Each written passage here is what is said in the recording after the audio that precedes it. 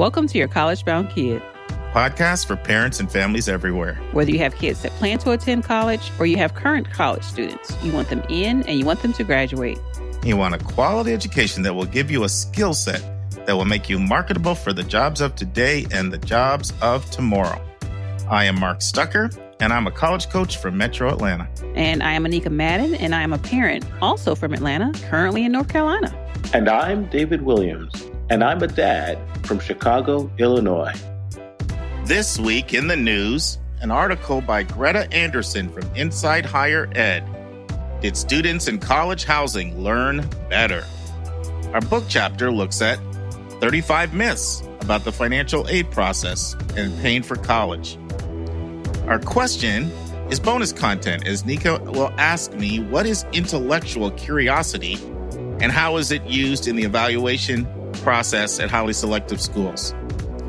The interview will be with Amin Gonzalez, the VP and Dean of Admissions at Wesleyan University, and we'll be looking at how do you use the additional information section in the Common App. And finally, the college spotlight is St. Louis University. And we have a special guest back with us again today. Hello, Lisa. Hi, how are you? It's great to be here. Well, we really need to give a special thanks to Lisa because this will be the last time we record a podcast with her from Illinois. You want to tell us about the big move, Lisa? When's it coming up? We are moving Friday, so that's going to be a very exciting day for us. And, since I'm moving with some pets, it's also probably going to be a very terrible day for us. But we're going to be going, and we're very excited to get to our new home and start our new life in Chapel Hill, North Carolina. Yeah, so there'll be two of us, you and Anika, in the North Carolina team. Right. And then two guys, two gals, two North Carolina taking over. So by the time we go live on the 14th, you will be en route, driving pretty much. Yeah, pretty much. I guess you're not flying because you got all your stuff to take, right? Are you driving? Yeah. No, we're driving. Got to get the cars there too. Yeah. So it's going to be quite the caravan across the country to North Carolina. And then the movers will be taking our furniture, thankfully. So I'm not driving that. So. Well, you're a trooper because any of us who've moved across country, we know what 3 days like is before the move. And so for you at the last second to agree to come in here, I mean, we know you're part of our team now. You're that designated hitter, but you're really bailing us out. So thank you, Lisa. Well, I'm just happy to have a chance to sit down. So you've done me a favor. No more boxes for a while. Exactly.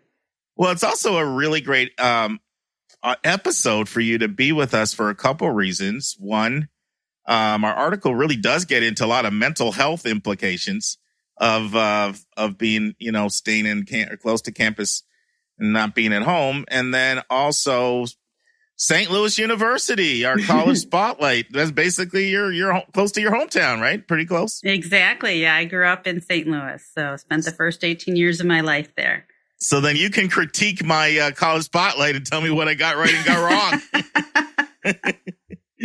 So on the other hand, I will say this, we've done 155 episodes. I've never dedicated an episode ever to someone, but I am dedicating this to my Uncle Eldon, who's Dave's dad. I've always grown up calling him Uncle Eldon. Those of you who are regular listeners know that our dads were friends. They have a 70-year friendship. And that's how, I grew up basically with Dave and Andrew and Michael and Kim and Ann, his four siblings. And just to get right to the point, on Saturday, Dave's dad passed. And he passed from corona. He was quite healthy 2 weeks ago. We think he caught it from a healthcare worker. And when he caught it, it led to a heart attack and it got into his lungs. And the whole process went downhill pretty quickly in about a week. So Dave's in good spirits. He'll be the first to tell you his dad lived 92 amazing years on this planet. And I will tell you, he was absolutely an incredible family man, totally dedicated to his family, a very, very hard worker, extremely hard worker, had a very successful medical practice as a surgeon. He had a number of other surgeons underneath him in Toronto. And he was able to be an amazing provider for his family. I mean, all 5 of the kids all went to leading private schools, all in Toronto because of his practice. And he was just a person of incredible character, convictions, principles, integrity, and values that just kind of emanated from him. And he's just uncompromising in his principles. He's also a very deep spiritual man, a very deep faith in Jesus Christ. He would be working a 16-hour day, and he'd get home at 10 o'clock, and we'd all be around watching a basketball game, and he'd be like, TV off, TV off, TV off, time for Bible reading and prayer. Got to put God first. And we're kids, so we're like, Uncle Eldon, but you have to respect someone who just worked a 16-hour day, and here he comes home and he's working at instilling character in his kids. So, I think it's appropriate for our first time ever to dedicate an episode. This episode is dedicated to my Uncle Eldon, Dave's dad, who just had a profound impact on all of us. And I will say this, if anyone wants to send Dave a word of encouragement, I'm going to share his email with you. It's Dr., just DR, and then DAVE. But there's a second E, and that second E is for Eldon. He's named after his dad. So DR, DAVEE, and then Williams@gmail.com. Just if you want to send him a word of encouragement. He always loves reading emails that come in from podcast listeners. So I almost didn't ask Lisa because I'm like, Dave can't do it. He's got to prepare for everything. Lisa's moving. But then she said, you know what? I'll be happy to help. So thanks again, Lisa. Well, yeah. And Dave's dad sounds like such an amazing man. And I'm sure he's made a great impact on the world that will long live past him in his son and all the people that he and his family have helped.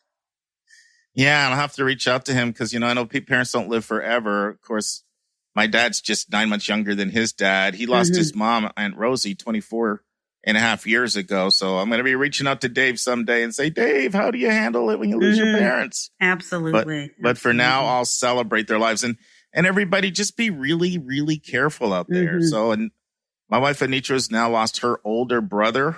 There's 6 kids in her family. She lost her 60-year-old brother to Corona. And now it's taken Dave's dad's life. So just be careful out there. All right. I don't mean to sound so morbid. We're actually celebrating his life, because Dave will say, look, how many people get to live that long and have that level of productive life? He didn't die in pain. We have a lot to be grateful for. So we'll end on an upbeat note. Let's turn to college hot topics in the news.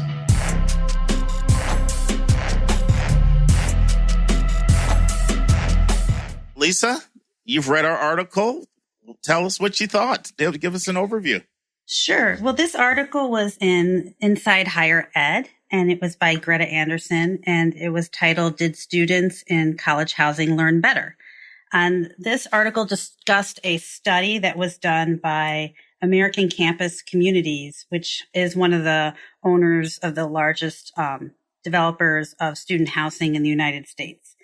So they did a survey of about 42,000 students, and they found that their students had a very positive experience of being on campus and in housing, even if their classes were online. One of the things that they found was that students who lived in their housing had an easier time with internet connectivity. They had an easier time finding a quiet and appropriate place to study. And about the same number, 86 to 85% of students said they felt they could be academically successful this year as opposed to last year. So there was really no change in that. They pointed to other studies that showed that 58% of students who lived at home or who lived off campus that weren't in their housing had difficulty keeping up with their classes. And they had a hard time finding a place that was good for studying and for Zoom for classes.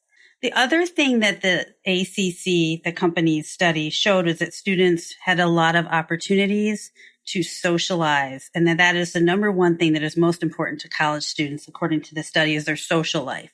And they reported that 71% of the freshmen and 57% of the students living in their housing still felt a sense of community during the pandemic, despite the relative isolation compared to how college normally goes for them. They also interestingly found that 96% of the students said that they were following completely all of the COVID protocols put in place by their college, wearing masks, social distancing, etc. But the students said that only 60% of their friends were following the same social distancing precautions. So they wanted to point out that they felt it was advantageous for college students to live in college housing, that still enhanced their learning experience during the COVID-19 pandemic. That's basically what the article talks about. I'm wondering what you thought about it, Mark. Yeah. So, I was conflicted at first because it's very clear that the ACC would like to have documentation along these lines. Like, they do have an agenda. It says, for example, in the article, it says ACC officials have been supportive of colleges opening campus housing to students, regardless of whether classes are being held online, especially, and this caught my attention, especially as the company experienced a 7% drop in their student leasing rates.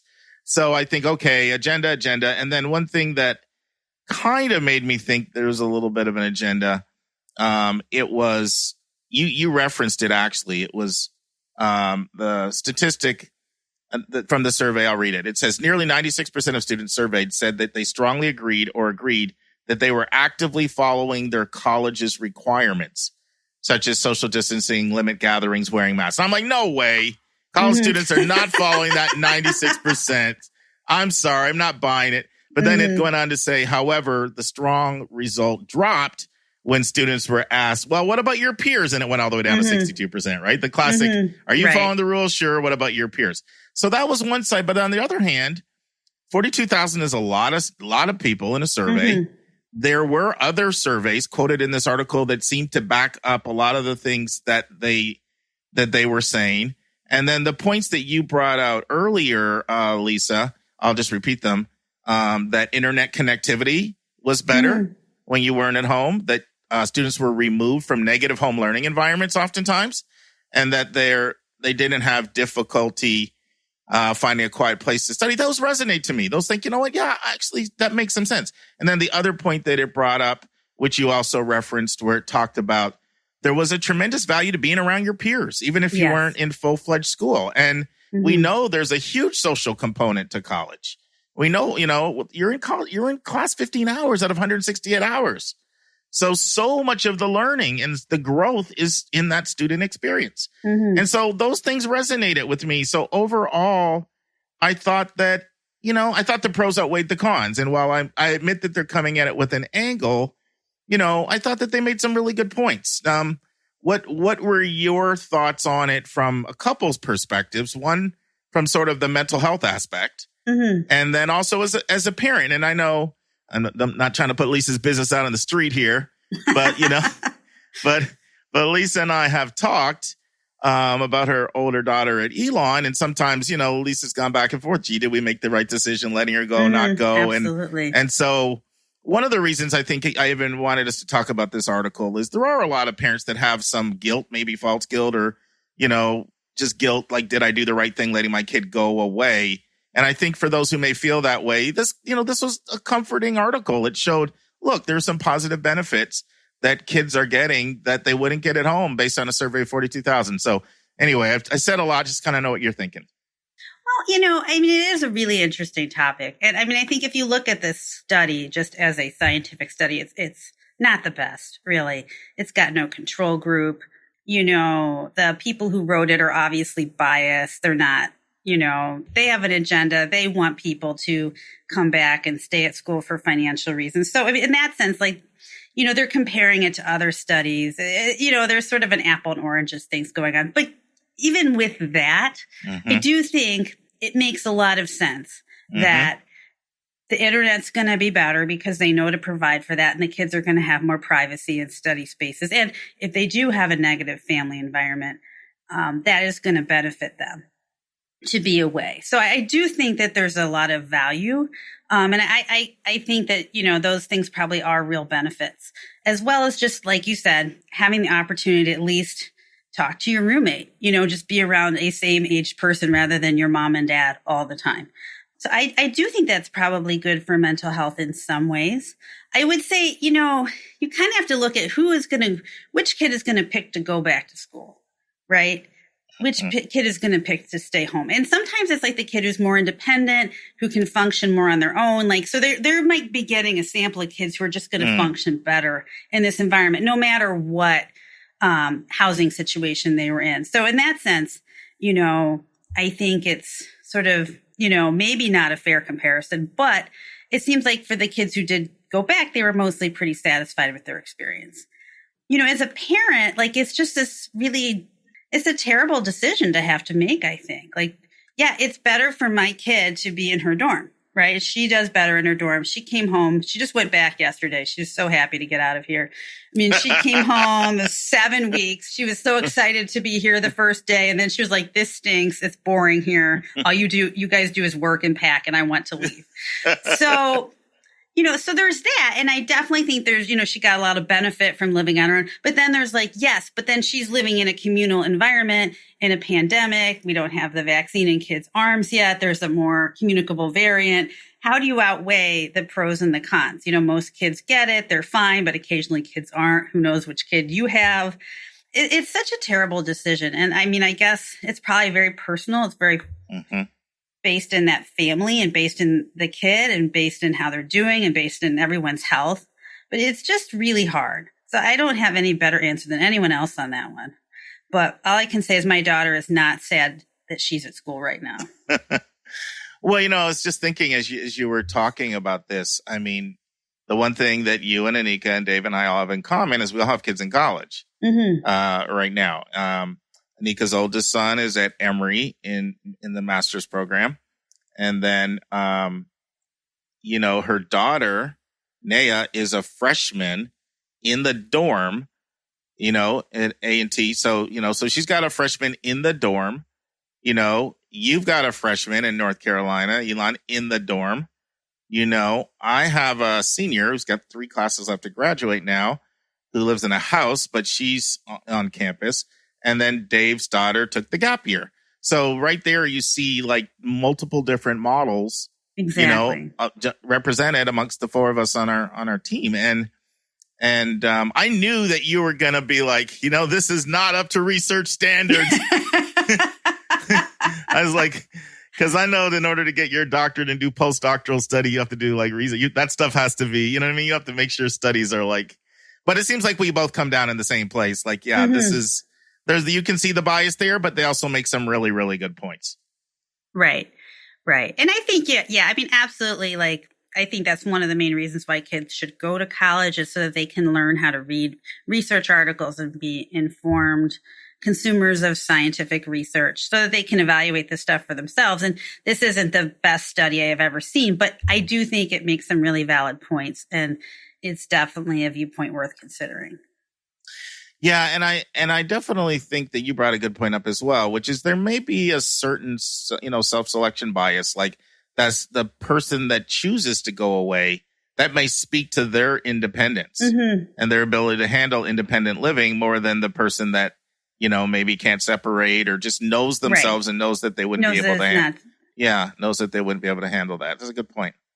So what do you think our takeaways for our listeners should be from this? Well, I think that you can feel confident that if your child is happy in the dorm, that they, that's backed up. That's a very common experience. Unfortunately, I forgot to mention this earlier. I don't think we can take away the point that everyone's following those COVID protocols to the letter. And that's very common where people don't want to report things that they did wrong, but they're very happy to snitch on their friends. And so I think we have to look at the 62% as the more accurate number there, so it's maybe a more positive experience. It's a more expensive experience probably. And it incurs more risk, right? Because we can't be 100% certain that all the students all the time are going to be following all the rules. Yeah, I have the same perspective. And my main takeaway from this is honestly, don't, if you're a parent that has a child in college or even if, your child's a senior and COVID's not over yet, we know it's not going to be perfectly gone. Don't beat yourself up on whatever you decide because there's not a perfect solution either way. Either one has pros and cons to it. And so whatever you go with, be at peace with it and just don't self-flagellate yourself and be in a, catatonic state and fetal position over there. You think I'm a bad parent here, That's what I would say. Yeah, absolutely. I think that, when it comes to COVID, and I've been saying this over and over for the last 10 months, they're only bad decisions. You just kind of have to pick the bad decision that works for you a little better than the other bad decisions. But there aren't any things you're going to feel great about ever. And that's just our new reality for a while. Yeah, well said. Guess what I just realized, Lisa? I hadn't done the introduction in a full year because Dave always comes on and says this week in the news. So I forgot to give my tip in my vernacular. So I'm going to reverse it, order, and throw it out now before we transition. Are you going to make me? I'm not. I'm not going to make you guess. I will guess if you want. Okay. Okay, we'll do that then. You're a good sport. So the tip is, and it's sometimes like these pop into my head when I'm just working with students. And I was working with a student this week, and he was going over all the schools that he's in, and he was telling me the ones he was considering and versus the ones he's not considering. And then he said, when do I communicate with the schools I'm not coming? I'm like, oh my goodness, I forgot to tell him this. And so the tip is, once you've made up your mind you're not going to a college, you are doing a huge courtesy to them by letting them know as soon as possible. When I was in admissions, we used to say the second best thing to a yes meaning like an enrolled contract, someone coming, is a quick no. Because schools have these very elaborate, sophisticated models they're using to try to track who's coming, who's not coming. And it's not just overall students so that they get the right number. They're in very, very specific demographics. It can be by major, it can be by geography, certainly by gender and by year, and in the dorm, out of the dorm, and by race and ethnicity and international and all kinds of things. And if enough people communicate that they're not coming, it can really help them because, well, I'll give an example. I sat in on 6 different processes in the last year and a half with schools. And on one occasion I was sitting in and the dean put the message out to the readers that we're not doing well with rural kids this year. So just keep that in mind. And basically what that meant was we need to take more rural kids. And it was actually particularly from Wisconsin, but more rural kids, particularly from Wisconsin, in the regular round because our application flow is not that great and our yield's not that great. And so you're actually doing a school a service once you've made up your mind you're not going to them, to communicate with them as soon as possible. So that's the tip of the day. And for the vernacular, cross apps. What are cross apps? Oh boy. Are those schools that are like, so someone might apply to a certain school, they're also likely to apply to other schools? Exactly. Cross apps are your shared applicant pool. Ooh, I got it right. Yep, you got it right. I got to make them harder for you. See, Lisa's a college counselor and a mental health therapist, so I need to up my game. Please but don't. see, the thing is with Dave, we've known each other a whole life, and we have these competitive rivalries that go back. So I'm still, when he gets it wrong, I'm still getting him back for a time when he might have beat me at ping pong or on the basketball court or whatever. So with you, I feel a gentler edge. But yeah. So not to jump ahead to our college spotlight, but just I will do it. So well, you know what? I'm going to ask you a hard question. What do you think St. Louis University's cross apps would be? Well, I would say maybe the University of Missouri. Yep. Bradley. Illinois Wesleyan. Maybe Illinois They weren't in the top State. 5. Truman State College. Yeah, that's all I can think of right now. Well, that's good. So their top 5 or 6 were University of Missouri, flagship for the state, right? Illinois Champaign-Urbana, another big one.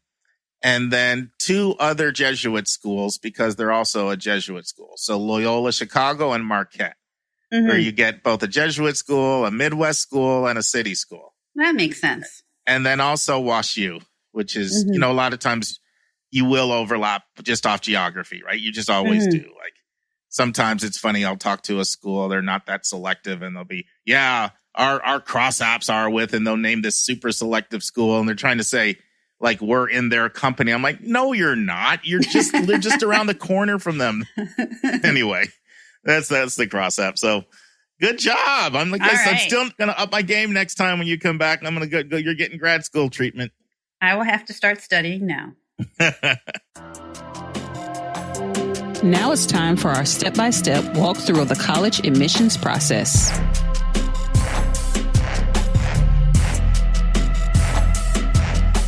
So, Anika, this week was the roller coaster rides of roller coaster rides. Mm-hmm. It started out on Tuesday, and I was on cloud 9 with Georgia.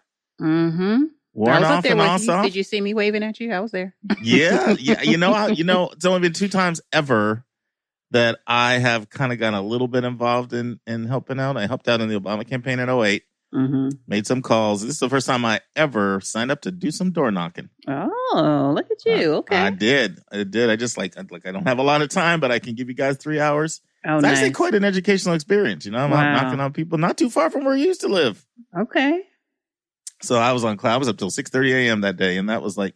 And then the next day, I went over to Oz Pizza to celebrate. I'm just sitting there having a nice slice. And then my brother puts a text. I have this group text with my brother, Norm, and Dave, just the 3 of us. Mm-hmm. And he says, we're a banana republic.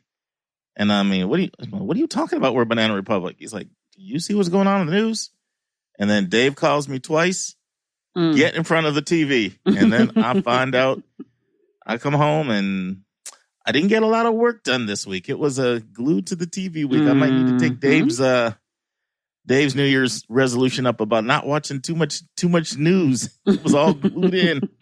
But our country needs some prayer. We're in bad shape. That's all right. Yeah, we absolutely do. And I also want to send prayers out, Mark, to Dave and his family. Thank you. Very sorry to hear about his dad passing. So it's been a tough. Yeah, time, he lived quite the long life, and he left such a massive impact on all of us. So, just awesome. If anybody can feel good about their life, it's my Uncle Eldon. Awesome. Yep. All right. So guess what, Anika? Mm-hmm. We were supposed to be down to the number 3 spot on our Twitter countdown. But somebody went from 88 million Twitter followers to 0.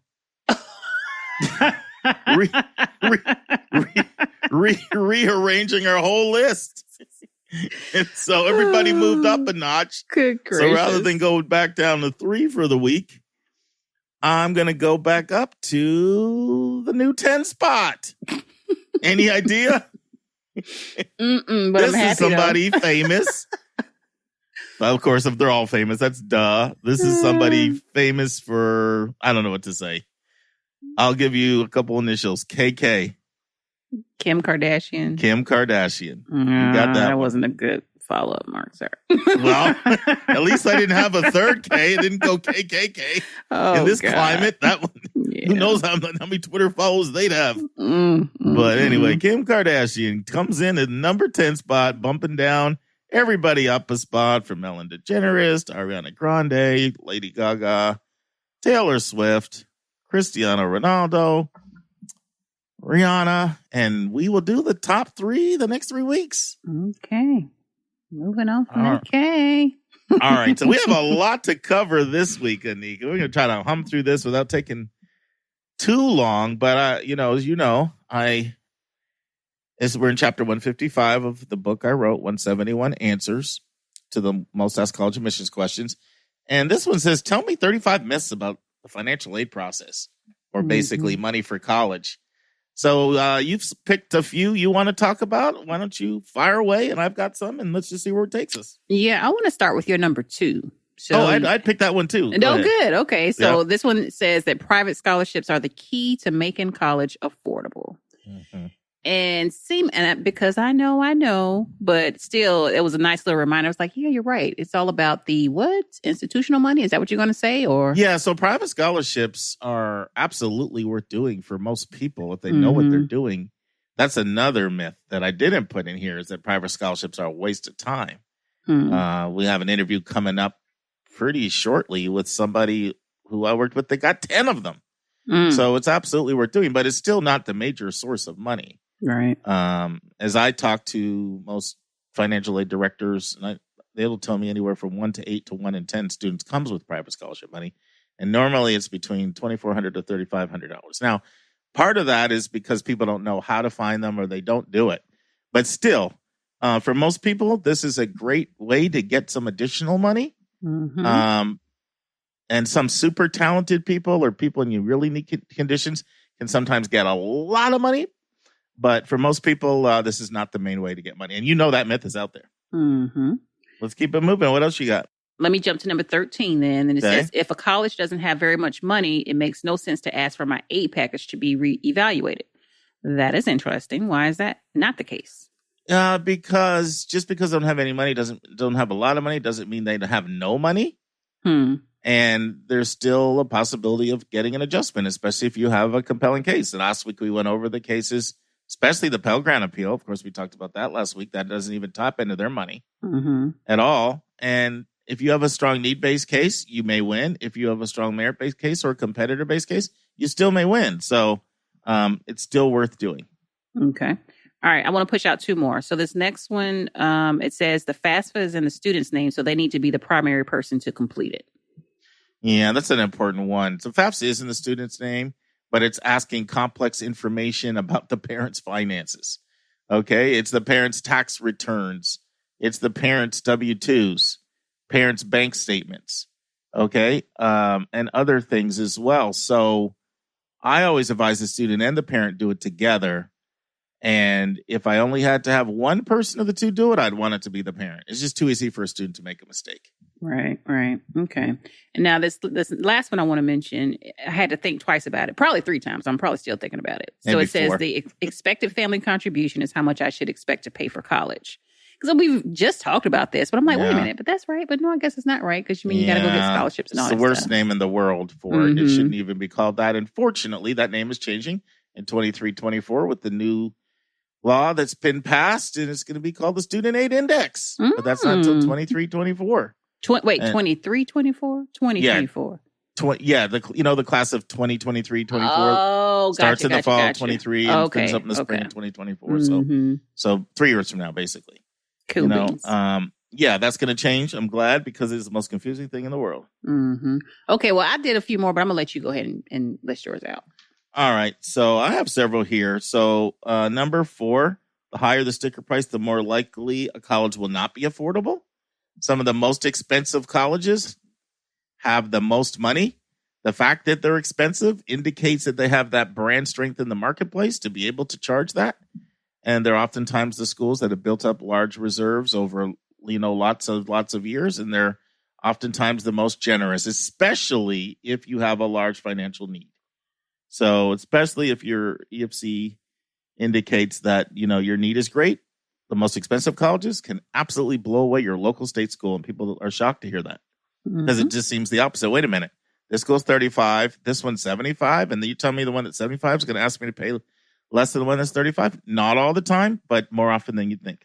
All right. Okay. Number 7 is kind of a big one. Saving for college is not really worth it because you get punished for your savings. So I hear this a lot. Who thinks that? No. A lot of people think that because the more you save, then that makes your EFC go up. Okay. So then a college can take more and say, oh, you're able to pay more.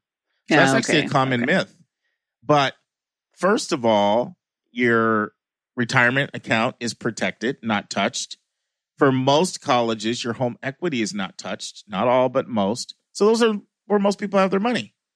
So neither one of those apply. And then even for things that do count, like stocks and bonds and non-retirement accounts, savings accounts, checking accounts, additional properties, 529, Coverdale's, UGMAs, all these different things, that people have, ETFs.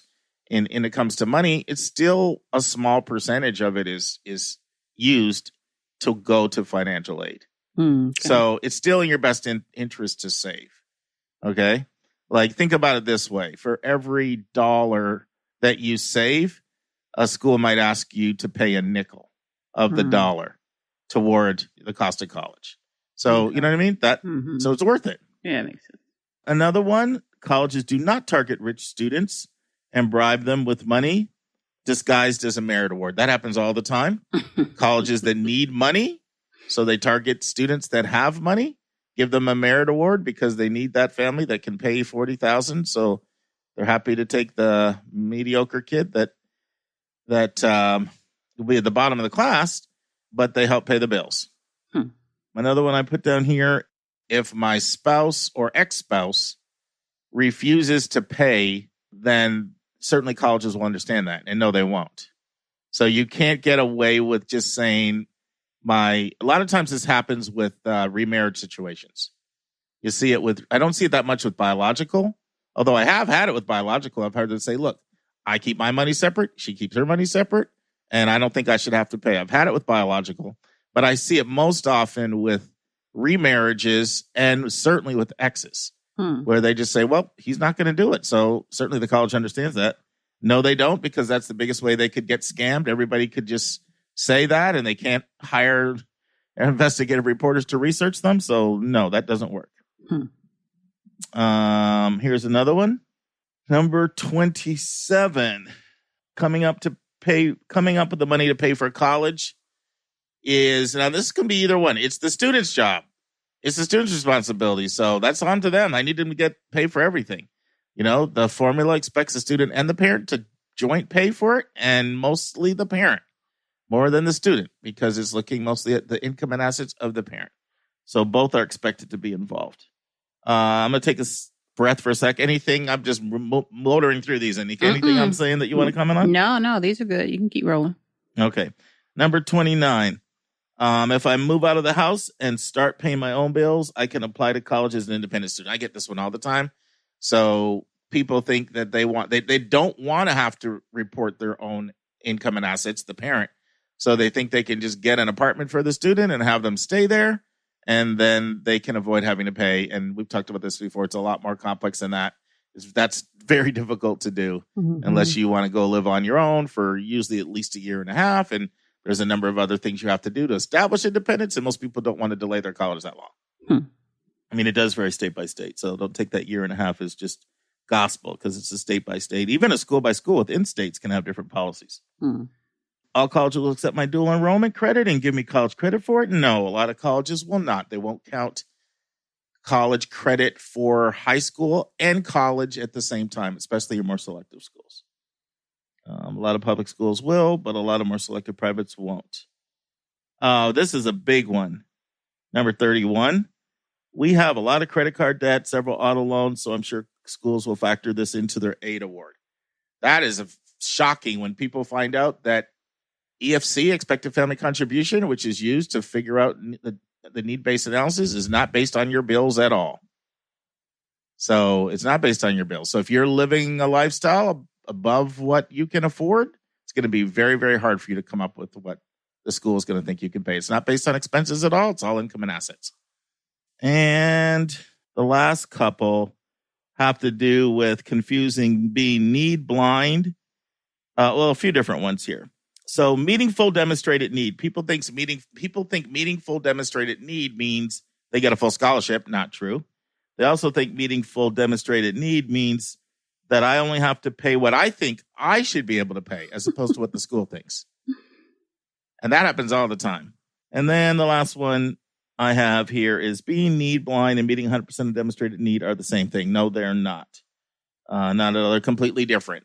They're not the same thing at all. And sometimes people can think that if a school goes to saying it's not need blind, that means that they don't really have a heart for people in need. No, a lot of times the opposite is true.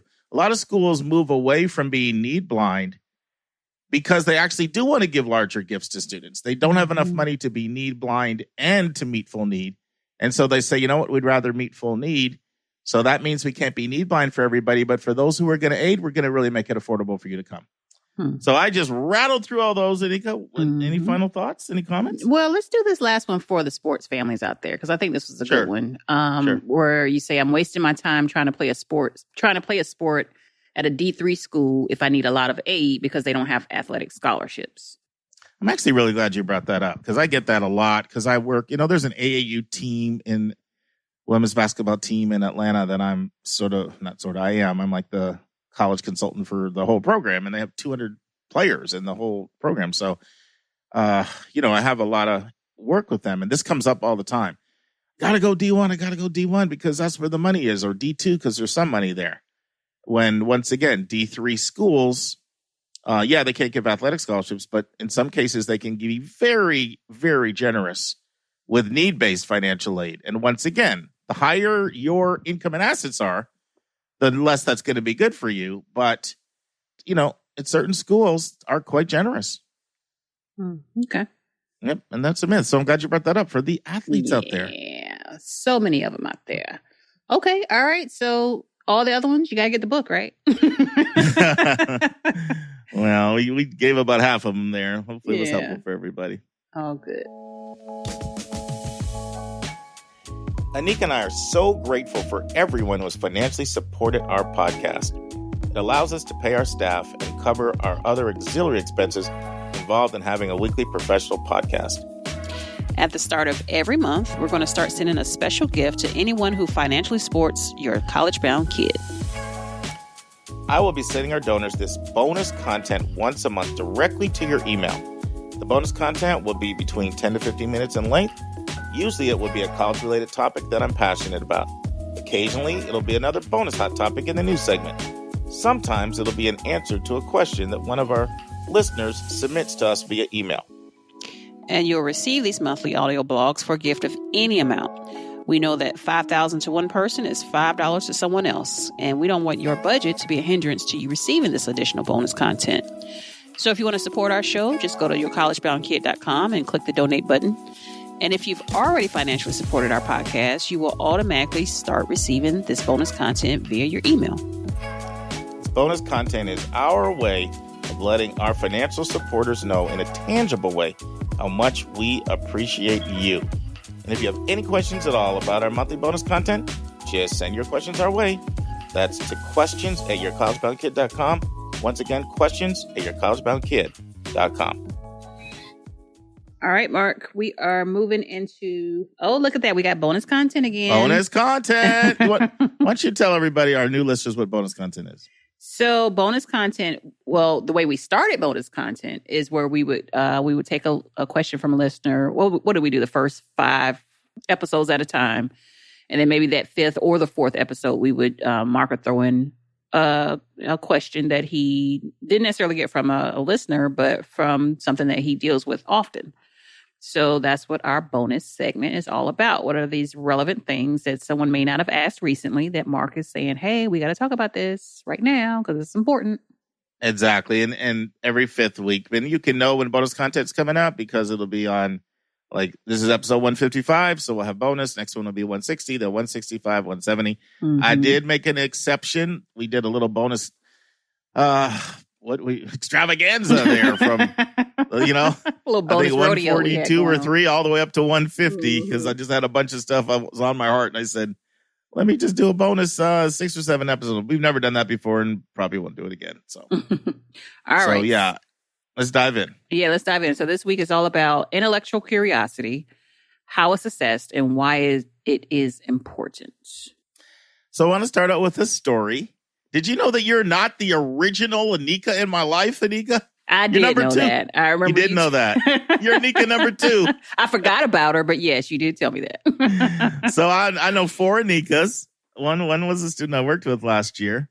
And then another one is another admissions officer, actually, that was in Massachusetts, now in Pennsylvania. And the original Anika was a student that I recruited her when I was in boarding school. I was doing boarding school admissions. I remember she was 13 years old.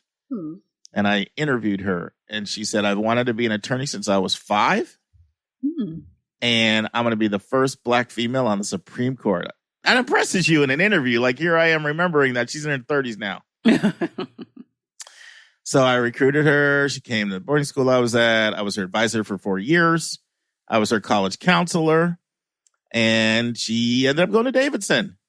So she went to Davidson in 2007. She graduated in 2011. And then she said, and still, she never lost her vision. I'm going to be an attorney. But she said, I'm going to work for a while because, law schools like that better when you get some real life experience. So what did she do? She went to Haverford College. She became an admission officer. And then she's working the Atlanta territory. She's reaching out to me every year. Mark, who do you got for me? So Anika knows this because I worked really closely with her in this 10-hour video series called Game Changer. That was my first big project. And Anika and I, we did a lot. Remember that? We taught a course at a church. We traveled down to South Georgia. You had Game Changer stuff on your car. Yes, I do. Flashbacks. So that was a huge, big thing I did. And I did this tape on there. It was 2 hours of tips. It was 94 tips on how to get into a selective college. And I said, you know what? I'm going to have Anika review this. She's had 3 years of college admissions now. Let me just have her look at it. And so she went all the way through everything. And she said, Mark, it's great, except for one thing. I don't think you emphasize intellectual curiosity enough. And as soon as she said it, I knew right away I hadn't. In fact, I had to go pay the editors a lot to go change it before I went to print to put a bunch of intellectual curiosity stuff in there. But I've been thinking about the podcast. We're up to episode 155. I don't feel like I have properly emphasized intellectual curiosity. And so that's what I want to talk about today. First thing I want to do is go over a couple questions that you can see colleges asking, trying to get at intellectual curiosity. So if you apply to the Pitt Honors College, they have 2 questions. One asks about, work you've done for the public good. The second one reads as follows. Please describe how you have demonstrated intellectual curiosity in the past and how you expect to manifest intellectual curiosity as a student at the University of Pittsburgh. WashU in St. Louis, they have a scholarship essay.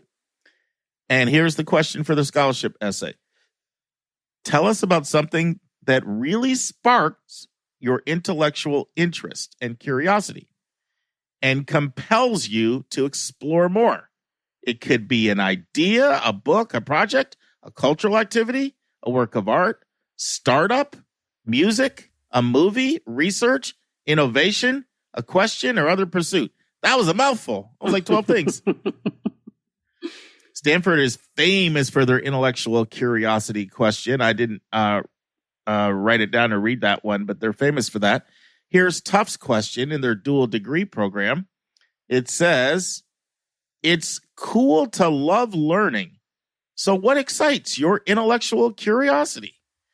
So those are just, 3 or 4 questions, and I'm actually going to read 1 or 2 more in a second. But what are your thoughts so far about what I've said, Anika? That colleges are interested in it, basically. I mean, they want to know what you're going to lend toward that classroom when you get there. Yeah, but the question is, what is it? Because it's sort of that amorphous concept, right? It's got this nebulous quality to it, which is, what are you talking about? Like, it's easy for me to concretize things like grades and test scores and AP scores.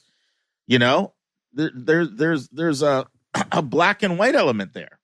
And so what are we talking about? Well, at the more selective schools, they differentiate between students who got their A's more out of achievement and recognition because they want to be salutary. Maybe they want to be on the high honor roll. They want to be in the dean's list versus the student that just sort of got their grades almost as a byproduct of their quest and zeal to just learn. And getting high grades was a byproduct of the fact that they're just completely immersed in learning. And so that's kind of what we're talking about. Let's go back to WashU and St. Louis question. Look at these buzzwords. Tell us about something that really sparks. So that tells you something. They're looking for what sparks you, what sparks your interest. Then it goes on to say what compels you. Another great word. Another word. To explore. Those are great words. Sparks, compels, and explore. And so I'll tell you another really, really short story. I worked with a student last year from South Florida. Fantastic student. Shout out to Sophia. She did really, really well in this college process and ended up with incredible options. One of the things that really stood out was her essay. And she wrote this powerful essay on just being absolutely lost in her favorite bookstore for hours. And her parents are trying to pull her out of the bookstore. And she's like, no, can I stay? And then she would talk about how those characters, they almost became real to her. They were such a part of her life in these books that they were almost like her friends. And you could just see a picture of someone with an insatiable love to learn. So here are the kinds of questions that schools are, the kinds of things that schools are thinking when they're trying to assess this, you know? What is a subject or topic that you like to learn just for the fun of it? You know, describe a time that you got so immersed in a topic, you know, that you just pursued knowledge on your own. How do you seek out learning outside of school? You know, is it through something more structured, or is there something more independent? And the thing that I love about the WashU answer is it shows the breadth and ways in which this can be demonstrated. Look at all these things. It could be talk to us about an idea, 1, a book, 2, a project, 3, cultural activity, 4, work of art, 5, startup, 6, music, movie, research, innovation, question, other pursuit. So there's a broad range of ways this can be demonstrated. But it's all about this insatiable quest to learn that inspires you to pursue knowledge, not for grades, not for awards, not for ribbons, not for your name being up in bright lights. I'm going to take a pause and just hear your thoughts so far, Nika. I have a few more things to say. So I wonder, speaking of grades, so is it not a good idea because you can have, you know, passion and, you know, just get excited about content in your classroom. Yeah. So are you saying that it's not a good idea to talk about current subjects, or does it need to be outside of that? No. That's great. And one of the things that schools will look for is, does the teacher connote this in their recommendations? Does the teacher indicate this student's got an insatiable love to learning? They go above and beyond. They love learning, they're immersed in learning, versus the opposite of this. The antithesis was what, you know, the grade grubber, right? The person that's so upset and complains because they never got an A. Mm-hmm. Now, look, I don't want to make this sound so puritanical. I mean, people are humans, and nothing is wrong with recognition, and nothing is wrong with achievement, and nothing is wrong with wanting to get A's. I don't want to imply that, you know, because you could get that inference from what we're saying, and that's not accurate. It's just that love of learning that drives you to go above and beyond because you're just purely exhilarated. You know, sometimes I work with students and they'll say, and not everybody's like this, but they'll say, you know, one of the most important things to me is the library. I love the library. You can just see it in them. Like, they just love to learn. Do you think that I'm describing it so that you're understanding what it is, Anika, or do you think it's not clear? No, I think it's clear. I just want to, just going back to my question, is that I just want to make sure that you can associate intellectual curiosity with what's in your classroom beyond, oh, I go out and I go do extra research just because I want to, or I go out and I do just some other stuff outside of the classroom. I just want to make sure that you can still have that love for learning in the classroom, and that will be seen as okay. Or I should say that is seen as intellectual curiosity is what I'm saying. Yeah, because, so here's an example of how that could work. Let's say everyone has to do a final research paper, you know, for a class, and it's a big component of the grade. And the level of research that you did just was well beyond what anyone could, you know, would have ever expected you to do. And so the teacher talks about that. Mm-hmm. You know, this student, you know, in the original, they went to their original archives, and they were, you know, looking here, their references and their footnotes and their bibliography were so extensive that they must have spent 100 hours on this project, when most students spent 20. Like, that's the kind of thing. So that's an example. Yeah, but you also keep referencing the teacher speaking to it. So is that necessary for the teacher to speak to it? Because I might have done that, and the teacher may not even say that in my letter. Or, well, keep in mind, we're talking about admission, so they can't read minds. Well, how are they going to know? What I'm saying is, what intellectual curiosity comes through when a school detects that you have this alacrity about learning that goes beyond grades. And so what I'm saying is, they can't tell it because you have a 97. Right. They can't tell it. They can tell it because you did certain things outside the class, like what you did in your summers, or you took a Coursera course online, or you did an independent project online, or, I mean, the list is endless, because it can be in art, it can be in dance, it can be in history, it can be in math, it can be, you know, I mean, there's so many areas it can extend to. It could be a recommendation from, let's say you sign up for the tutoring club at your school, and you got a recommendation from the head of the tutoring club. And the description, they say that the joy that you get when you teach and you see a student learn, like you're just, you're so happy when you see other people getting concepts. That's still a form of intellectual curiosity. So, but the point is, a school can't read minds. So it's going to have to be conveyed either through your recommendations or your essays or your interview. Some way. It's not something you can convey by a grade or a test score. Does that make sense? So that's why I've referred to recommendations a few times. Mm-hmm. And also you asked for something in the classroom, and so, I mean, you could talk about a specific project that you did or something that you did as part of a class assignment, and they could see, wow, look at the depth. But there's going to have to be some way that they can see it other than grades and scores. Mm-hmm. Yeah, I get it. You get it? Yeah. So listen, Columbia University, they are all about intellectual curiosity. And here's, I've worked with multiple students this year applying there, and I'm used to looking with them on these sets of questions. So these are their questions this year. List the titles of the required readings from academic courses that you enjoyed most during high school. So there they're getting at your love. What did you enjoy the most? Okay. Then they say, list the titles of books, essays, poetry, short stories, plays that you have read outside of academic courses that you enjoyed the most. So now they're trying to get at, okay, I want to know what you've done outside of school that you loved. Pure intellectual curiosity question. Then they say, list the titles of print, digital publications, websites, journals, podcasts, or other content with which you regularly engage. These are all intellectual curiosity questions.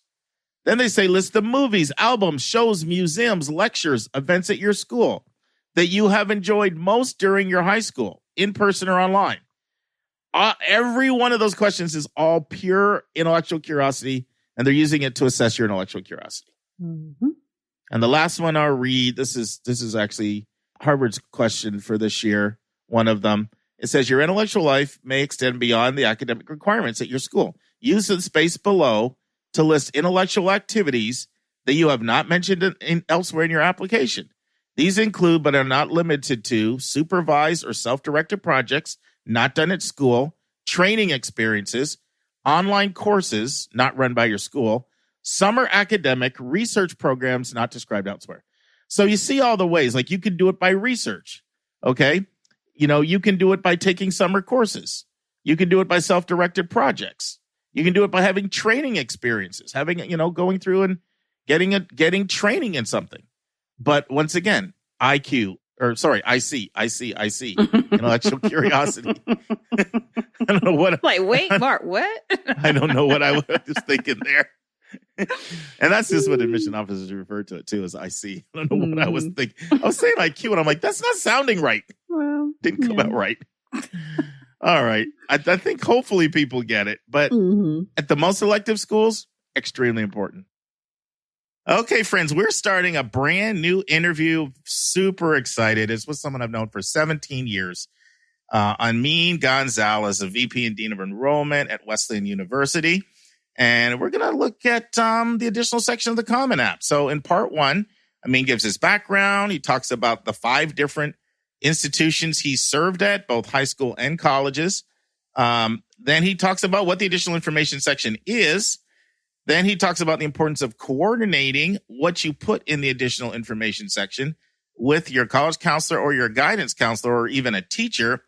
And then he talks about being mindful of the amount of time admission officers spend reading when you consider how much to write in the additional information section. Listen and enjoy. And now, this week's interview with a special guest.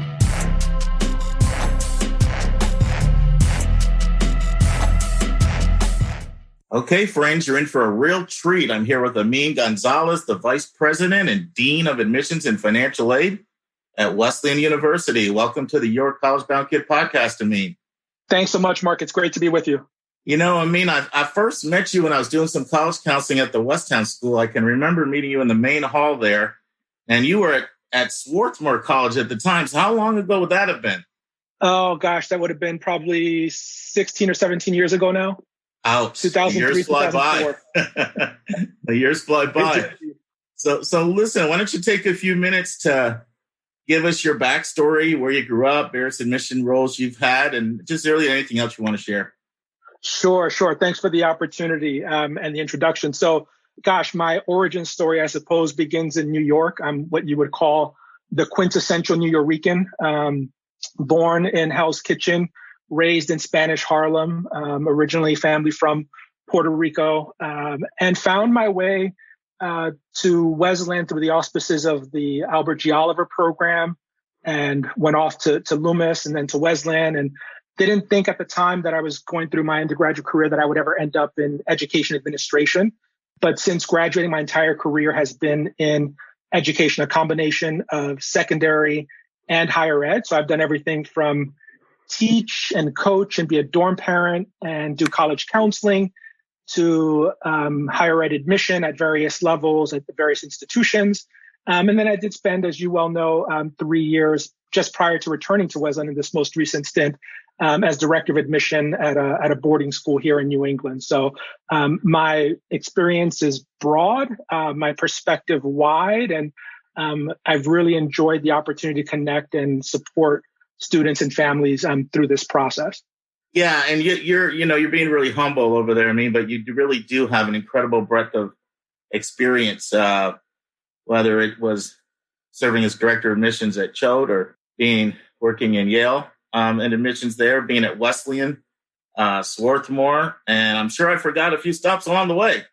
But I've been fortunate. My higher ed experience of now going into almost 2 decades, has brought me to 3 different institutions, all of which were at the times that I was with them, need blind, highly selective, and deeply dedicated to access, and the kind of experiences that we afforded. And each positioned me to make the next, not so much leap, but take the next step in my journey. And so I've had various chapters. I spent 2 years as a college counselor shortly after I left Swarthmore. So that's when we met way back when. And those 2 years were incredibly illuminating because it really afforded me the chance to sort of see this process from the perspective of the secondary school world, and work more closely with families. When you're in highly selective spaces, you're accustomed to engaging, extremely talented students. And what I found being at the secondary school level doing college counseling is that every student, whether top in the class or bottom of the class, is deserving of your counsel and support. And they are rightly aspirational and need to be realistic. And so they benefit from the counsel. So those 2 years at McDonough, in Maryland were challenging, but incredibly rewarding and instrumental in sort of the decision to return. I considered nonprofit work before coming back into higher ed. My heart has been, even though I've been in private spaces, my heart has been in public good and thinking about the greater good and the communities that are underserved and under-resourced. So I did flirt with the possibility of joining the nonprofit space as a director of college placement and support at a better chance way back when, and a couple of other organizations along the way.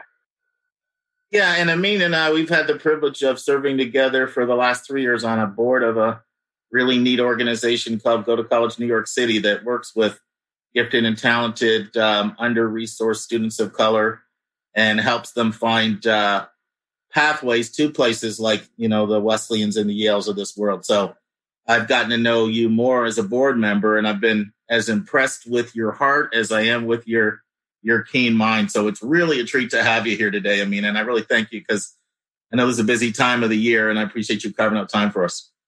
It's a pleasure. Great to be here. Let's take a break to learn about Mark's recommended resource for the week.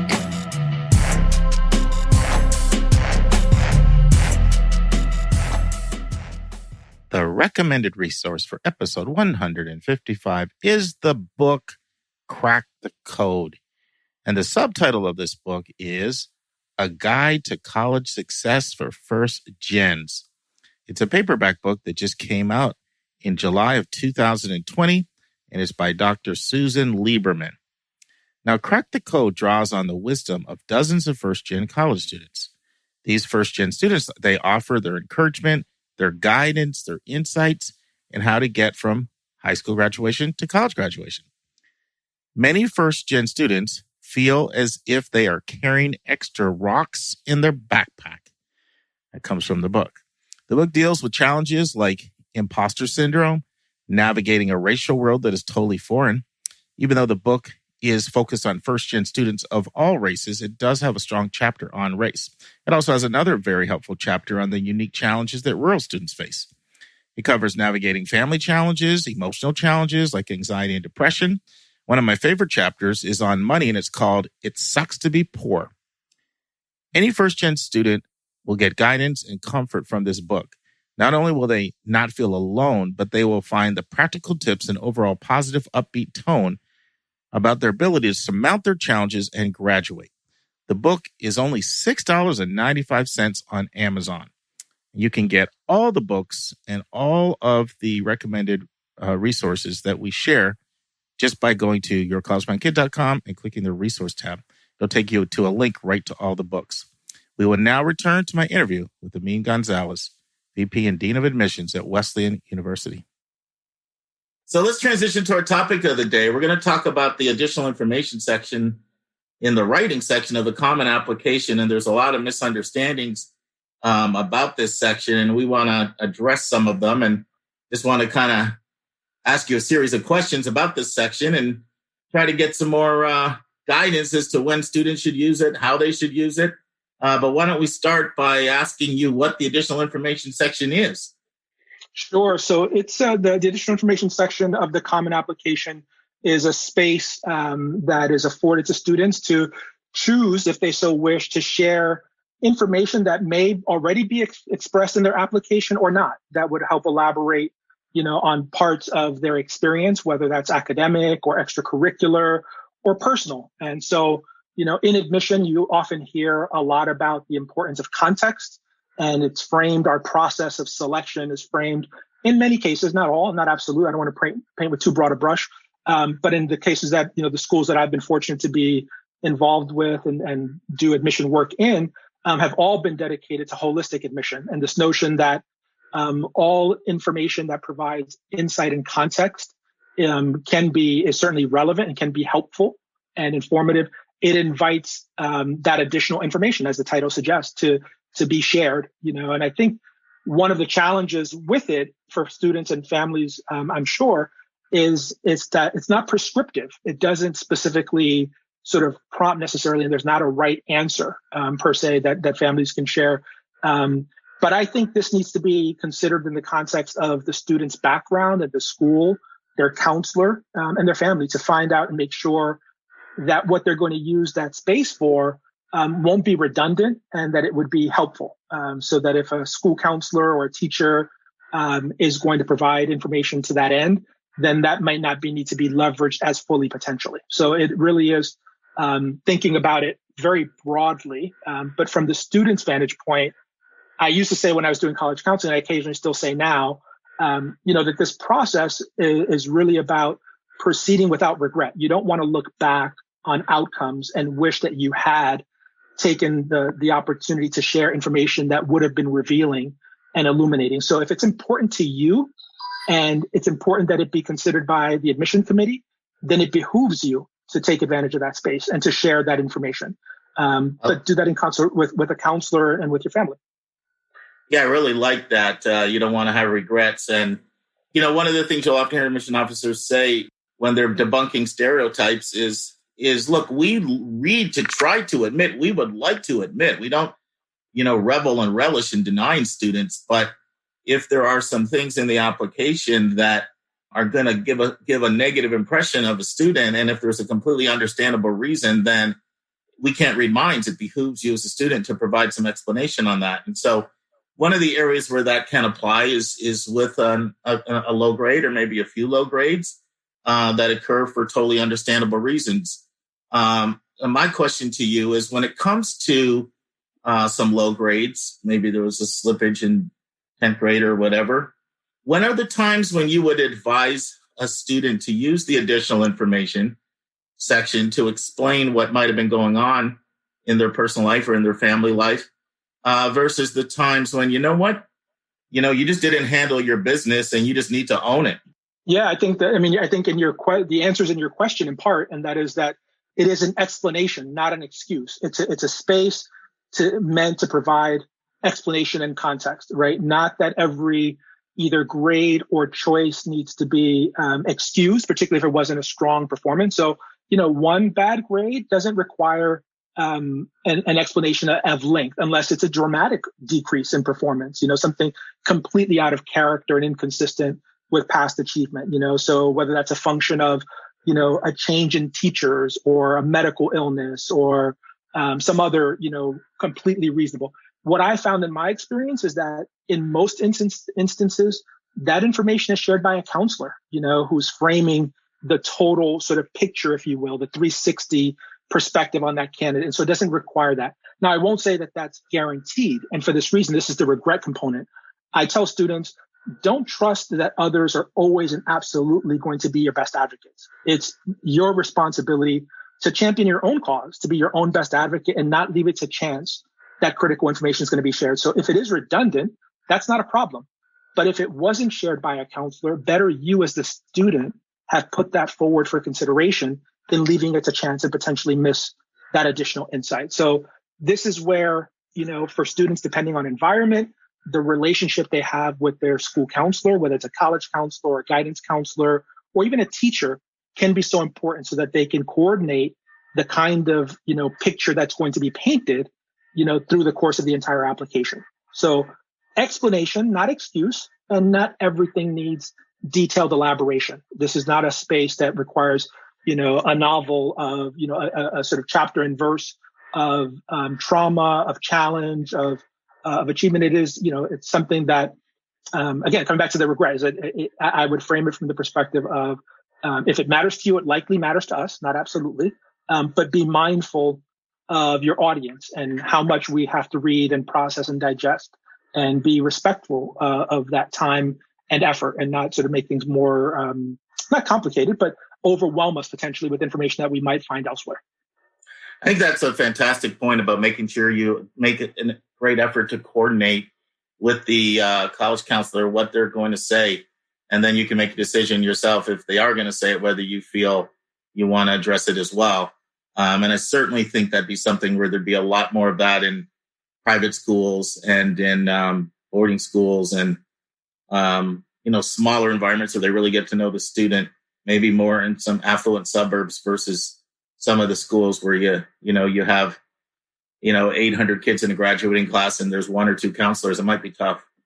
Yeah, no, and that access piece is critical, but it comes back to, the idea that if at least you're trying to coordinate, right, and you're showing up and providing your counsel, even if they're overwhelmed with the number of cases that they have to write for, but if you provide, a brief blurb or a resume, or you connect, briefly on the things that you're going to share that you want them to share. It might be as simple as, look, I think it's important for you to discuss this particular course selection or my family circumstance, or don't do that. I'm going to speak to that in my essay. And the additional information spaces, sometimes it can be incredibly personal and intimate, and information that is not known to a counselor. And that's appropriate too. If a student feels that no one in their high school environment or family knows them in this particular way, and they want to be identified or associated with an experience and share that part of themselves and be vulnerable, if they want to use that, that's up to them entirely. And, we don't go into it, to your earlier point, predisposed to look for reasons to disqualify from consideration or to advantage, right? We're trying to be blank slates and have all the information accumulate in a way that tips the scale, in one direction or another. And there are give and takes throughout the application. But the best ones are where you feel like you're meeting the same student at every turn, and there is a momentum being built, that it really is consistency of authenticity. Next week in the news, the Common App will no longer ask about discipline records. An article by Elena Lynn Gross from Forbes magazine. Our book chapter will look at how do you accept a federal loan? Our question from a listener is from Tazine in California, and she wants to know, how can you tell how selective a college is? Our interview will be part 2 with Amin Gonzalez and how to use the additional information section of the Common Application. And our college spotlight, we're heading to the Southwest for the first time to the state of New Mexico. And we'll be looking at the University of New Mexico. But for now, we're all in on St. Louis University. And before I start in case our listeners never heard your 4-part interview, Lisa, why don't you tell everybody where you grew up and what were your impressions of SLU, as everyone just calls it? Mm-hmm. What were your impressions of SLU, either from your upbringing or from just kind of being around there? Well, I grew up outside of St. Louis, Missouri. I lived north of St. Louis on Florissant until I was 7. Then we moved to Wildwood, Missouri when I was 7, and I lived there until I was 18. In terms of my impressions of St. Louis University, a lot of people from my high school went to college there. It was seen as a very viable, good place to go to school. And then in Illinois, I know a lot of people who have gone there. Some of my friends who are physical therapists went there and have spoken very highly of that program. And a lot of kids from my neighborhood go there. One of my daughter's friends is there, and I ran into her, and she's doing great and loving it. So I've always had a very positive impression of St. Louis University. Well, I'll tell you, I was there 3 years ago, but I actually think I learned more. I did a full-day program with them virtually for counselors maybe 2 months ago, and it was really, really, really, really excellent. And then between the visit, the full day program, and my research in preparation for today, I'm hard pressed to think of a school that has my impression of it has gone so much higher than it was a few years ago. I think this is a very, very, very underrated school, and I will be recommending it a lot more to my clients, a lot more. So let's dive in. If you like mid-sized schools, not really small schools or not really large schools, and if you like the feeling of being in the heart of the city, you don't necessarily need to be set apart with sort of natural boundaries, and you're okay with sort of bleeding into the city. And if you want a medical and business powerhouse and you like the values of Jesuit schools, then SLU may be the place for you. And even though it is an urban school without necessarily distinct boundaries from the city, that does not mean it's a concrete jungle or all cement. But quite the contrary, it's got the pedestrian walkways, the fountains, the sculptures, the lush greenery, and of course, St. Louis signature arched gateways, which I'm sure you're used to, the arch. And then it's a Jesuit school. And, for our regular listeners, that even that I'm not Catholic, and Jesuit's a form of Catholicism, I'm incredibly impressed with Jesuit schools. I work with them. A lot of high schools I recruit are Jesuit schools from when I did admissions, and I'm just very impressed with them. So Jesuit schools develop the mind, body, and the spirit in a holistic sense. They do strongly believe that the education is not just in the four walls of the school. There's an incredibly strong commitment to service. There's a strong commitment to being in the community and to social justice. And one of the sayings that they have at SLU, which I really like, and it just kind of embodies their Jesuit values. It says, we're not only here to take care of the soup kitchen, but to shut the soup kitchen down. And you'll be hearing a lot more of the commitment to service and the social justice as I go on and share a few more things about SLU. But students at SLU do find a place where faith is encouraged, no question about it. Now, this is a Division I school. When it comes to athletics, they can participate in the Athletic 10 Conference, 18 sports. And one thing about SLU is they have a number of firsts. First ever. So first of all, they were the first university to be west of the Mississippi. They're actually quite an old school. They are 202 years old. So they were founded in 1818 and the first university west of the Mississippi. They also have the first federal school of aviation ever. SLU Park College in 1927 offers degree programs in aviation management and flight science.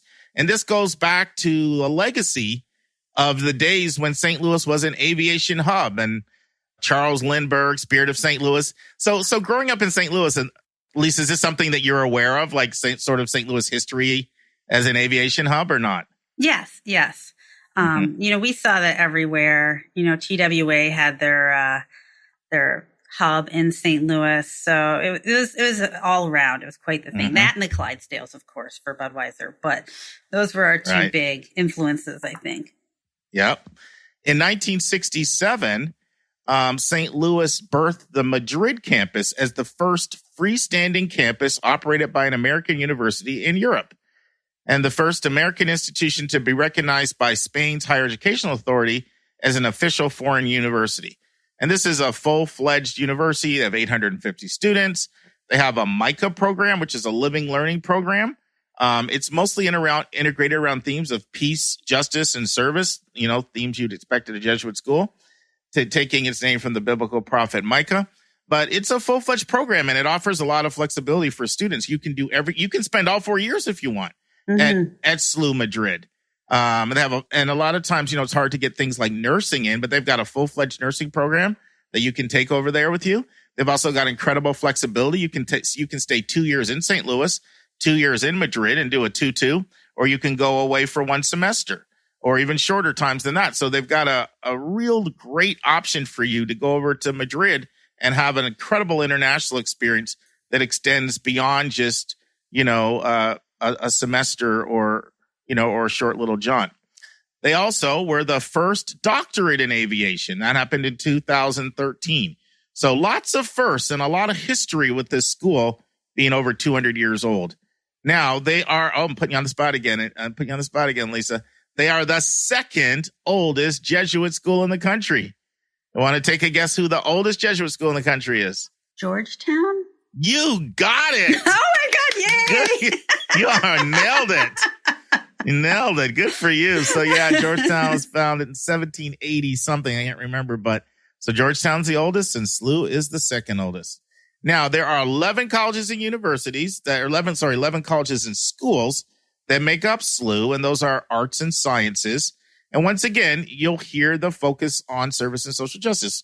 Their second school or college is called the Public Health and Social Justice College. Then they have their College of Education, and then they have their College of Philosophy and Letters. Now, this is where they train Jesuit religious leaders. For those who are interested in that, they would be enrolled there. Their College of Health Sciences, you're going to hear over and over and over again. No surprise at all when you talked about the physical therapists, that have come out of there, because that is one of their many outstanding health science programs. And then they have their School of Business, and then they have their Parks College of Engineering and Aviation. And then they have their Professional Studies College. Now, this is an all-online college, and this targets part-time students and non-traditional students. So people who are working, maybe you're 31, 33, you want to go back to school or take a course here or there. That's their Professional Studies all-online program. And then they do have colleges in both law, medicine, and in nursing. Another thing I love about SLU is they are a direct admit school. And for those who don't know what that means, a lot of times when you apply to a school, let's say you want to go into engineering or nursing, you're not accepted immediately into the program or business. You have to get accepted into the college. And then normally at the end of your sophomore year, you apply and they'll let you know whether you get in based on your grades and, possibly recommendations, possibly interviews, and maybe even what you've been involved in. But with direct admit schools, you don't have to worry about the stress of, am I going to find out halfway through my time at the school that I didn't get into the program that I wanted to get into? So they have direct admit into lots of programs. Very, very strong BSN program, Bachelor of Science in Nursing, direct admit.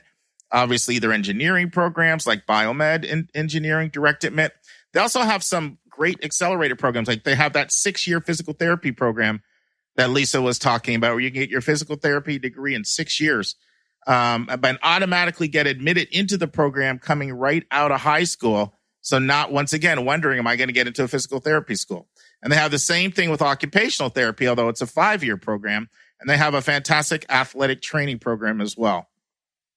They also allow you to come in what they call still deciding. Everybody's got their own term for that, right? We've been sharing all these different names for people that are in process. So you can come in still deciding into business, engineering, and aviation, or you can go into the College of Arts and Sciences and be still deciding, and then figure out once you've taken some courses what you want to concentrate on. They have a strong core curriculum with requirements in philosophy, theology, cultural diversity, fine arts, world history, science, literature, social science, math, language, and foundations of discourse. Now, because Smarty Pants over there is getting everything right, I'm going to up the game. Do you know what their mascot is? I think it's some kind of a bird. Gee, you're good. Why, have you seen the thing around? It's like some kind of a bird. He's got like a beak and a shirt. Yes, you can picture it.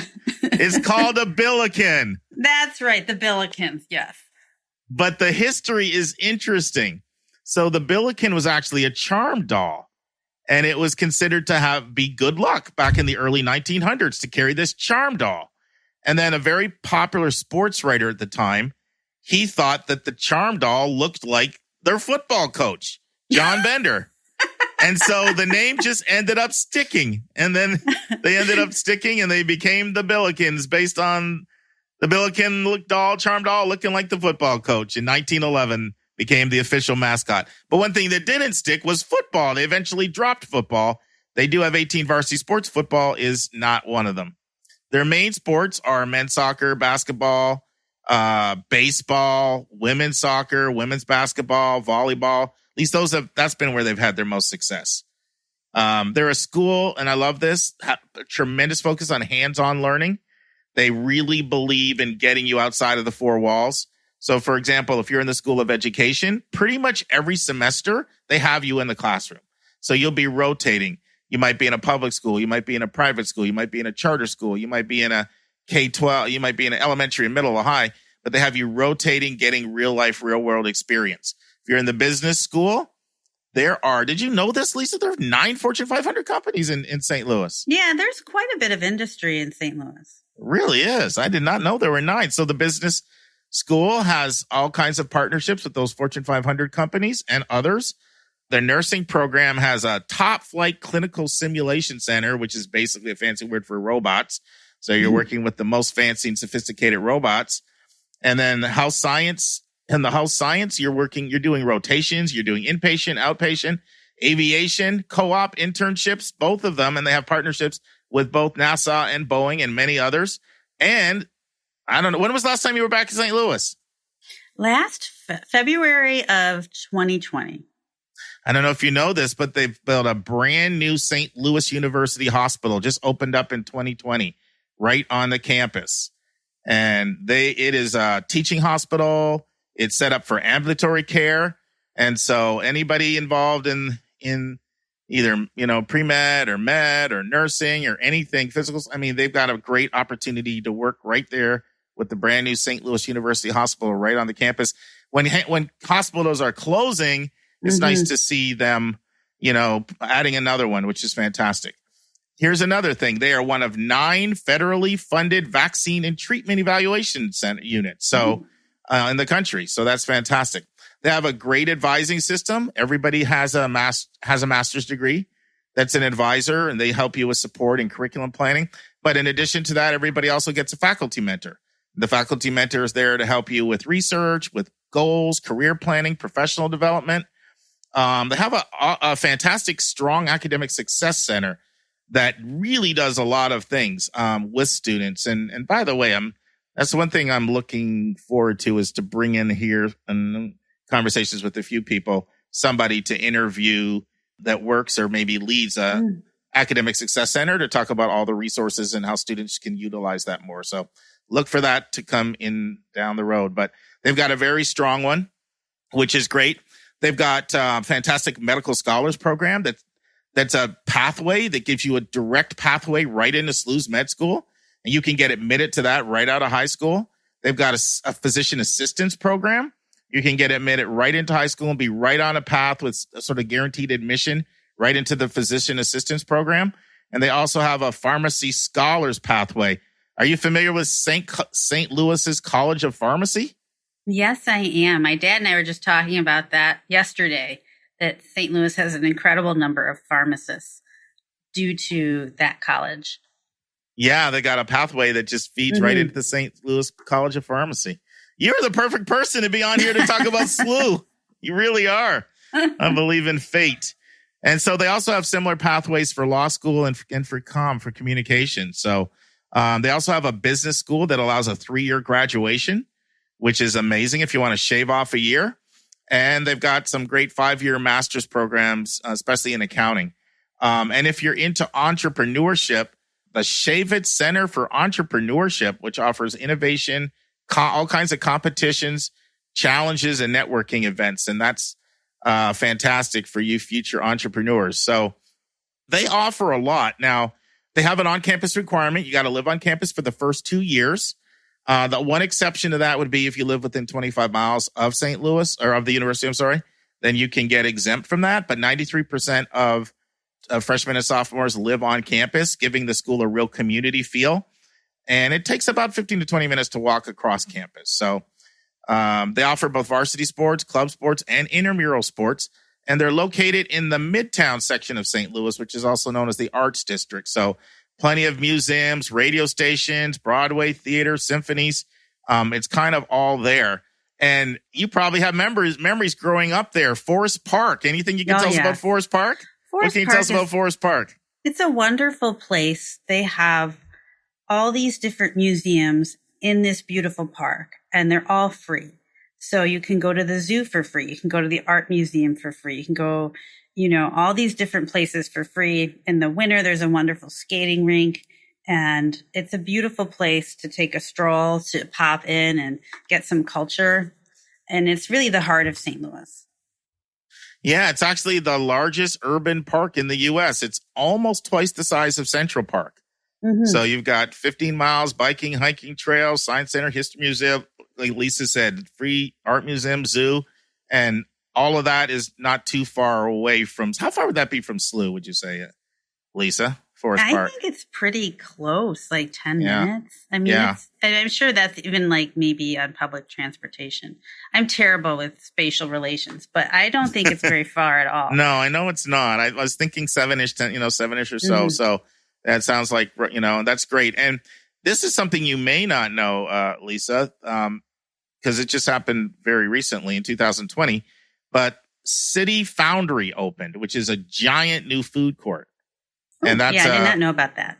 Yeah, giant food court with all your ethnic cuisine and everything. And that's just a 7-minute walk. So people like their food. So those are all things that they offer. Now, as far as their extremely strong majors, and they have a lot, health, sciences for sure, business for sure, philosophy, theology, flight science, engineering, nursing, and exercise science. And I didn't get into the specifics as much, like the physical therapy and the athletic trainer and all that, but those are the broad captions.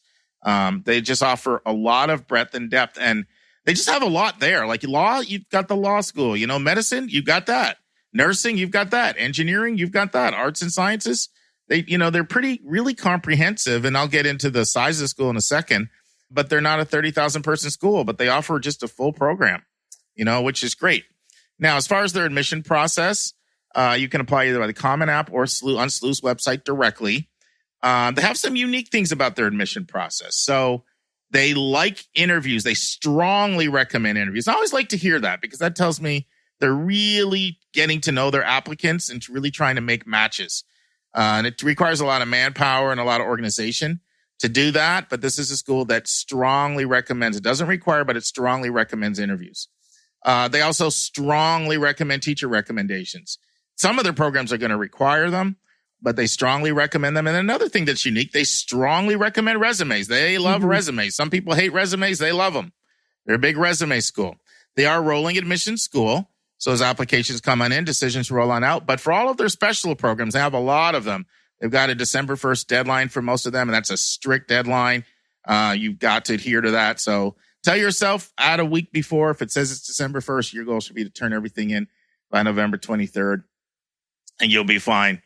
And I already mentioned a lot of their overlaps before. The one I didn't mention, I mentioned Loyola, Marquette, WashU, Missouri, Champaign-Urbana. But I didn't mention the University of Dayton is also a big overlap. Yeah, I could see that. Well, just being a city school or in the Midwest? Yeah, and also they have a specialization. I mean, they really focus a lot on health sciences at the University of Dayton. So I could see a lot of people being, attracted to both schools. And size-wise, too, they're, probably, I can't remember off the top of my head the Dayton size, but I think it's around 8,000, but something like that. Yeah. So I know you're Miss St. Louis, but what did I say what did I say that you didn't know before you got on here today? I don't think I knew about all their direct admit programs. And that just seems amazing. And I think it's really amazing that a school can be top notch in science, in the applied sciences and the health sciences, but also in philosophy and theology. That just shows the intellectual rigor of St. Louis University. So I'm very impressed by that. I know. And it's just an impressive school. It really is. And, it just, so many times people want to think about East Coast, but, they like city and they think East and they're thinking Washington or they're thinking Philly or they're thinking Boston or they're thinking Atlanta or New York. And this is a fantastic school in the city and with opportunities that just abound. So it will definitely be going on a lot more lists than would have happened before I did their full day program and kind of delved into my research for this today. So let's get into stats. I'll throw some stats out. And so undergraduate population, just a tinge over 8,000. So it's very similar to Dayton in that regard. Another 4,500 grad students. So you're looking at about 12,500 undergrad and grad, 60-40 female male, just pretty common. 282-acre campus, 129 buildings. The School of Law is located downtown, so St. Louis and Scott Hall. Hopefully you guys know by now when I give an SAT range, that's 25th to 75th percentile. That means 25% of students have less than the bottom end and 25% have above the top end. The SAT ranges are 1180 to 1370, and the ACT range is 25 to 31. 17% of students are Pell Grant recipients. 12.4% are first-gen students, meaning neither parent graduated from college. 58% of students take out loans, and they get 15,120 applicants. They accept 58% of applicants, and they have a 17% yield. So that's about 1 in 6 that get in go, which is pretty common. It's, most people nowadays apply to so many different schools. Yields are all over the place. You'll find them anywhere from 10% up until in the low 80s, depending on the school. Graduation rates, significantly above the national average. When it comes to graduation rates, you'll find the national average for graduation rates does vary a lot depending on whether it's a public school or a private school. But SLU's averages are substantially above the national average. When it comes to graduation rates, they offer 90 majors. Average class size is 26. Retention rate is 90%. 6-year graduation rate, 78%. 4-year graduation rate, over 70%. They do have a cost of attendance of around $65,000, but 97% of students get financial aid. And the average aid package is $33,000. So that's, a combination of merit and need. And that's just the average. Average is not necessarily what you're going to get or I'm going to get, but that's just the average. 94% of students have a job within 6 months. And a little bit of a breakdown, 54% of the students are Catholic, 70% claim to be Christian, and, 800 to 900 students show up weekly for mass. So you don't have to go. They also find, if you're, Hindu, Muslim, whatever, they work hard to find other places in St. Louis to support you if they don't have a club on campus. And so I talked about the strong commitment to service. Students did just shy of 2 million hours of service last year. It was like 1.98 million hours. Wow. And I don't know if anybody out there has heard of Campus Kitchen, but Campus Kitchen is a really, really cool vision. So Campus Kitchen, what it does is it looks at food that's about to be thrown away. It gathers it up, it puts it in, plastic bags, and then it delivers it to the homeless. And Campus Kitchen was actually founded on SLU's campus. And so Campus Kitchen now is on over 40 campuses around the country. Instead of just throwing that food out, why not have a system where you get it to the homeless? And all that started, that's the kind of thing that you'll find Jesuit schools do, that kind of social justice service to the less fortunate. Now, they do have some scholarships as well. They have an automatic scholarship that your application automatically qualifies you for consideration. And that is anywhere from $8,000 to $23,000. Just an automatic admission application qualifies you for that. And they do have 2 other scholarships that are much more extensive, that are their presidential scholarship and their Dr. King scholarship, which is for someone with a strong commitment to diversity and social justice. Those 2, the Dr. King and the presidential, do require a separate application. 47% of classes have under 20 students. And this is not a school that requires the CSS profile. They only require the FAFSA. Now, you're talking Greek to me. That can be significant. If you are living with one parent and the other parent makes a lot of money and the parent you live with doesn't make that much money, then they're going to assess you only off of the parent that you're living with when they're doing a need-based analysis. And that can be a difference of $40,000 or $50,000, just depending on, the income and assets of the parent you're living with. 97% of students get financial aid.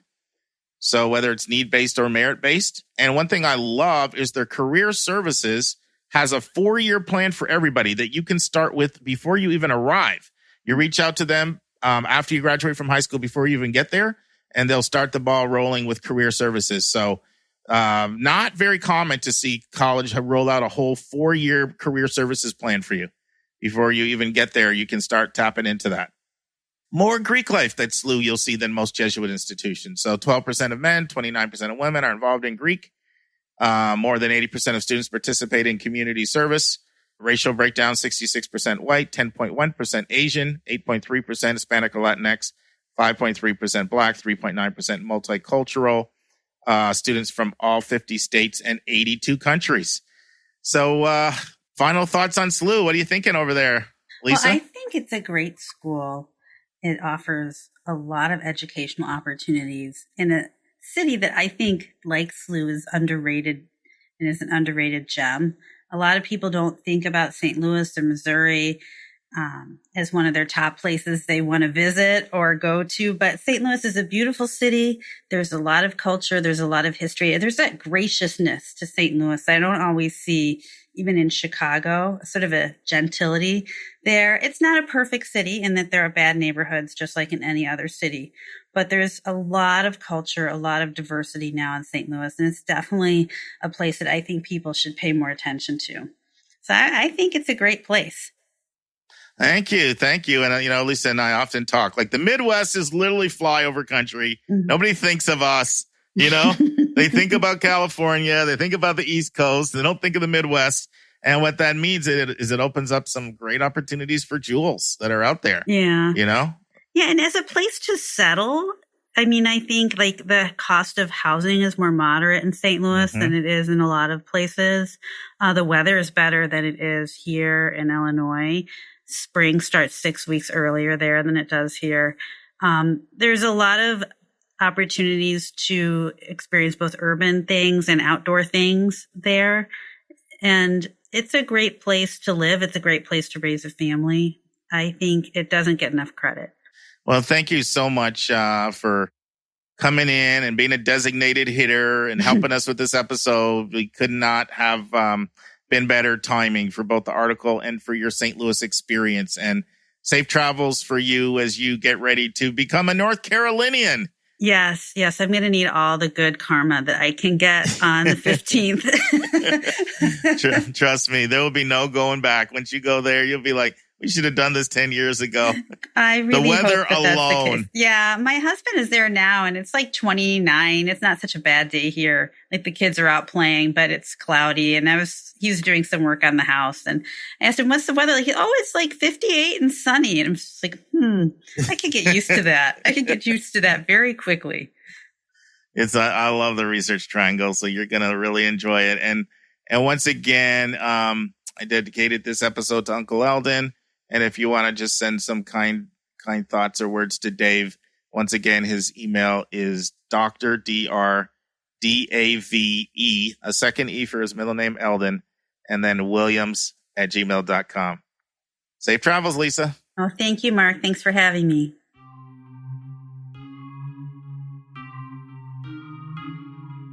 And that's our show. A big thank you to you, our listeners, for tuning in this week. Your College Bound Kid is produced by Dave Visaya of podcastengineers.com. If you find this podcast helpful, it would help us tremendously if you would subscribe and write us a review on your favorite podcast listening station.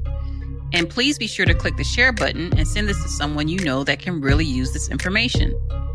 The amazing music that you hear is by Victor Allen Weeks. Our image editor is Talha Khan. Webmaster is Stallianos Dimitru. And marketing designs are by Kimberly Blass. And if you want to get a copy of the book, 171 Answers to the Most Asked College Admissions Questions, you can go right to 171answers.com. And if you want to have a college coaching session with Mark, you can send him a text to area code 404-664-4340.